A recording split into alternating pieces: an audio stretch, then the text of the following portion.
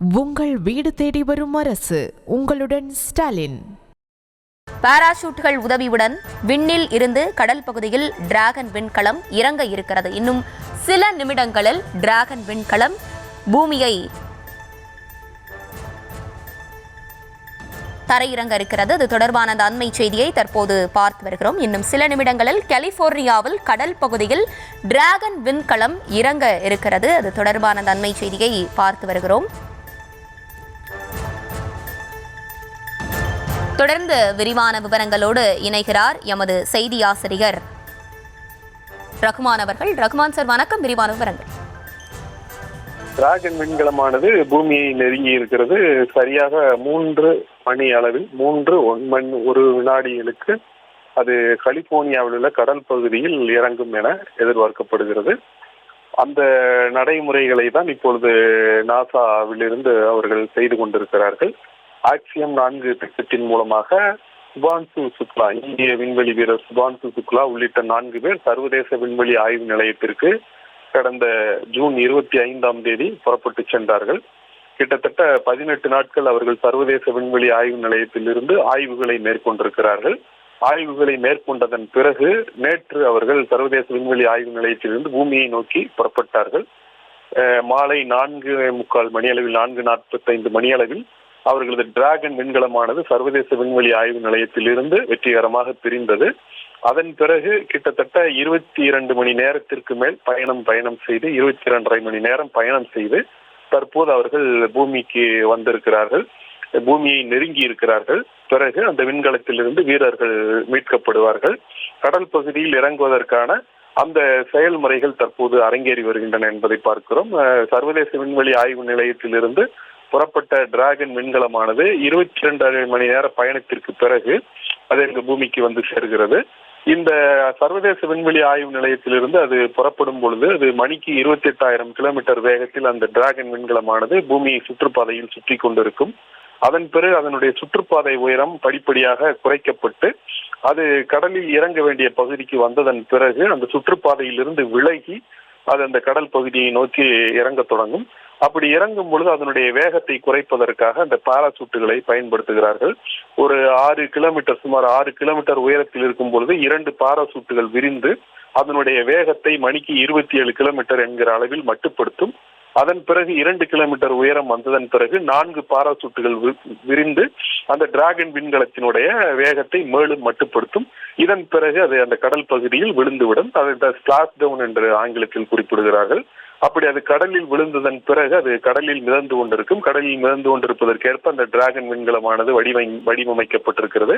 அது கடலில் விழுந்ததன் பிறகு கரையிலிருந்து செல்லக்கூடிய குழுவினர் அங்கு சென்று அந்த டிராகன் விண்கலத்தில் உள்ள இருப்பவர் வீரர்களை பத்திரமாக மீட்டு அவர்கள் தரைக்கு அழைத்து வருவார்கள்.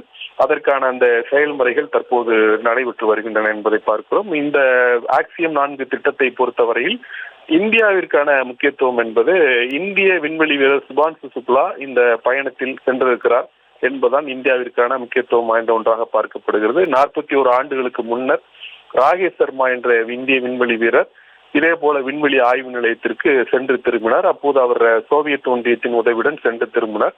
41 ஆண்டுகள் கழித்து சுபான்சு சுக்லா சர்வதேச விண்வெளி ஆய்வு நிலையத்திற்கு சென்று திரும்பி இருக்கிறார். இது ஆக்சியம், ஸ்பேஸ் எக்ஸ் என்ற 2 தனியார் நிறுவனங்கள், அதே போல அமெரிக்க விண்வெளி ஆராய்ச்சி நிறுவனமான நாசா ஆகியவற்றினுடைய கூட்டு முயற்சியில் இது செயல்படுத்தப்பட்டிருக்கிறது. தற்பொழுது டிராகன் விண்கலமானது கடலில் இறங்கி இருக்கிறது. ஸ்பிளாஷ் டவுன் என்று சொல்லக்கூடிய அந்த கடலில் விழக்கூடிய அந்த நிகழ்வு என்பது நடைபெற்று முடிந்திருக்கிறது. வெற்றிகரமாக சுபான்சு சுக்லா உள்ளிட்ட 4 வீரர்களும் பூமிக்கு திரும்பி இருக்கிறார்கள். அவர்கள் கலிபோர்னியா மாநிலத்தினுடைய சாண்டியாகோ பகுதியில் இருக்கக்கூடிய கடற்கரையில் அந்த டிராகன் விண்கலமானது இறங்கி இருக்கிறது. தற்போது அந்த கடல் பகுதியில் அந்த டிராகன் விண்கலம் விழுந்திருக்கிறது. இந்த பயணமானது அவர்கள் சர்வதேச விண்வெளி ஆய்வு நிலையத்திலிருந்து அந்த பூமிக்கு திரும்புகின்ற அந்த பயணத்தை வெற்றிகரமாக முடித்திருக்கிறார்கள். ஆக்சியம் திட்டத்தின் கீழ் அந்த டிராகன் விண்கலமானது கலிபோர்னியாவினுடைய சாண்டியாகோ பகுதியில் இருக்கக்கூடிய கடல் பகுதியில் தற்போது விழுந்திருக்கிறது. இந்த விழுந்திருக்கக்கூடிய விண்கலத்திற்குள்ளேதான் அந்த இந்திய வீரர் சுபான்சு சுக்லா உள்ளிட்ட அந்த 4 விண்வெளி வீரர்களும் இருக்கிறார்கள். இந்த நிகழ்ச்சியை இந்த சுபான்சு சுக்லாவினுடைய பெற்றோர் இங்கிருந்து இந்தியாவிலிருந்து பார்த்து தங்களது மகிழ்ச்சியையும் ஆரவாரத்தையும் வெளிப்படுத்தி வருகிறார்கள். சுபான்சு சுக்லாவினுடைய தாயார் கண்ணீர் மல்க அந்த காட்சியை பார்த்து கொண்டிருக்கிறார். இங்க இஸ்ரோ விஞ்ஞானிகளும் கைதட்டி தங்கள் மகிழ்ச்சியை வெளிப்படுத்தி கொண்டிருக்கிறார்கள். இந்த ஆக்சியம் 4 திட்ட பயணமானது ஜூன் 25 தொடங்கியது. அது வெற்றிகரமாக சர்வதேச விண்வெளி ஆய்வு நிலையத்திற்கு சென்றது. அங்கு 18 நாட்கள் அவர்கள் வெற்றிகரமாக ஆய்வை மேற்கொண்டிருக்கிறார்கள். இந்த 18 நாட்கள் வெற்றிகரமான ஆய்வுக்கு பிறகு அந்த டிராகன் விண்கலத்தின் மூலமாக வெற்றிகரமாக அவர்கள் பூமிக்கு திரும்பி இருக்கிறார்கள். டிராகன் விண்கலமானது பத்திரமாக பூமிக்கு திரும்பி இருக்கிறது. அது கடலில் விழுந்த அந்த காட்சியையும் பார்த்தோம். அது கடலில் விழுவதற்கு முன்னர் அந்த பாராசூட்டுகள் விரிந்து அதனுடைய வேகத்தை மட்டுப்படுத்தியதன் பிறகு அது கடலில் விழுந்திருக்கிறது. தற்பொழுது டிராகன் விண்கலமானது கடலில் மிதந்து கொண்டிருக்கிறது. அதை இனி அதில் உள்ள வீரர்கள் கரையிலிருந்து சென்று மீட்கப்படுவார்கள். இந்த காட்சியை மகிழ்ச்சி பெருக்கோடு இங்கு இந்தியாவில் உள்ளவர் பார்த்து கொண்டிருக்கிறார்கள். அதே போல சுவான்சி சுக்லாவினுடைய பெற்றோர் அவர்கள் லக்னோவை சேர்ந்தவர்கள், அவர்களும் அந்த காட்சியை நேரலையில் பார்த்து கொண்டிருக்கிறார்கள். அந்த டிராகன் விண்கலமானது வெற்றிகரமாக கடலில் இறங்கிய மகிழ்ச்சி அவர்கள் வெளிப்படுத்தி வருகிற காட்சியை தான் நாம் இப்பொழுது பார்த்து கொண்டிருக்கிறோம். இந்த ஆக்சியம் 4 திட்டமானது இந்தியாவை பொறுத்தவரையில் மிக முக்கியமான ஒரு திட்டமாக பார்க்கப்படுகிறது. இது இந்தியா செயல்படுத்திய திட்டம் அல்ல என்றாலும் கூட இது ஆக்சியம், ஸ்பேஸ் எக்ஸ் என்ற தனியார் நிறுவனங்களும் நாசா என்கிற அமெரிக்க விண்வெளி ஆராய்ச்சி நிறுவனமும் சேர்ந்து செயல்படுத்திய திட்டம் என்றாலும் கூட இதில் இந்திய வீரர் சுபான்சு சுக்லா வெற்றிகரமாக பயணித்து திரும்பி இருக்கிறார் என்பது இந்தியாவிற்கு முக்கியத்துவம் வாய்ந்ததாக பார்க்கப்படுகிறது. காரணம், இந்தியா அடுத்தடுத்து விண்வெளி திட்டங்களை செயல்படுத்த இருக்கிறது. இந்த விண்வெளி திட்டங்களுக்கு முன்னோடி முயற்சியாகத்தான் சுபான்சு சுக்லா கிட்டத்தட்ட 550 கோடி ரூபாய் செலவில் இந்த ஆக்சியம் 4 திட்டத்தின் மூலமாக அவர் சர்வதேச விண்வெளி ஆய்வு நிலையத்திற்கு சென்றிருக்கிறார். அங்கு அவர் 18 நாட்கள் தங்கியிருந்து ஆய்வுகளை மேற்கொண்டிருக்கிறார். இதன் மூலமாக அவருக்கு கிடைத்த அனுபவங்கள் என்பது இனி அடுத்து இந்தியா செயல்படுத்த இருக்கக்கூடிய விண்வெளி திட்டங்களில் பயன்படும். இந்தியாவே ககன்யான் திட்டத்தின் மூலமாக விண்வெளி வீரர்களை விண்வெளிக்கு அனுப்ப இருக்கிறது. அது முழுக்க முழுக்க இந்தியா செயல்படுத்த இருக்கிற திட்டமாக இந்தியாவினுடைய ராக்கெட், இந்தியாவினுடைய விண்கலம் மூலம் இந்திய விண்வெளி வீரர்கள் அனுப்பப்பட இருக்கிறார்கள். அது மட்டுமல்ல, இந்தியாவே ஒரு விண்வெளி ஆய்வு நிலையத்தை கட்டுவதற்கும் திட்டமிட்டிருக்கிறது. நிலவுக்கு மனிதர்களை அனுப்பக்கூடிய திட்டமும் எதிர்கால திட்டமும் இந்தியா வசம் இருக்கிறது.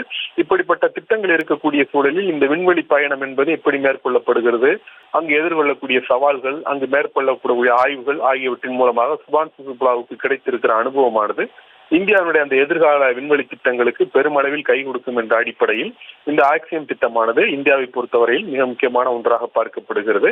இந்த டிராகன் விண்கலமானது வெற்றிகரமாக இந்த பூமிக்கு இறங்கி இருக்கிற தருணம் என்பது எல்லோருக்கும் பெரும் மகிழ்ச்சி பெருக்கை ஏற்படுத்தி இருக்கிறது என்பதை நாம் பார்க்கிறோம்.